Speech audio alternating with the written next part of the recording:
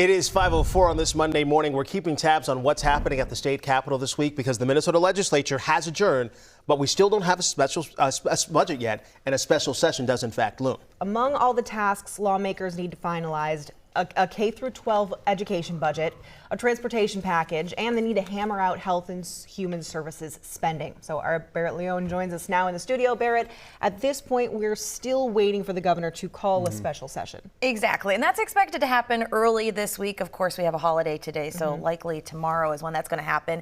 And right now, lawmakers, they're sorting through and negotiating those unresolved bills that will make up the next 2-year state budget. Governor Tim Walz won't officially call for the special session until all of that is wrapped up. So what did pass? So far, lawmakers agreed on a judiciary and public safety bill, which includes plans to shutter the Stillwater prison by 2029.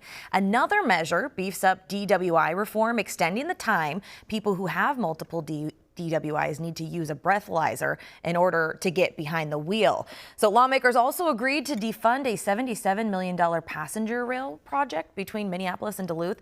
They're now shifting that money to cover unemployment insurance for hourly school workers during the summer. There's still a few things up in the air, like a proposed bill to tax social media companies and another to legalize sports betting. Those, though, will likely be left behind. Again, among bills that didn't pass yet, a K through 12 education budget, health and human services spending, a transportation package, an environmental bill, many more. So a lot on the docket yet still. And with the holiday, both the House and Senate offices are closed. Lawmakers, though, are scheduled to be back in working groups tomorrow. And lots to do. Yes. Thanks, Barrett. So nationally, President Trump today is marking a Memorial Day wreath laying at Arlington's National Cemetery. Now, if today is anything like this weekend, it will not be one of serene reflection. Talks of peace between Russia and Ukraine seemed to implode over the weekend, with President Trump railing against Russian President Vladimir Putin, saying he's not happy with him. He posted this on Truth Social. CBS News' Wendy Gillette has the latest.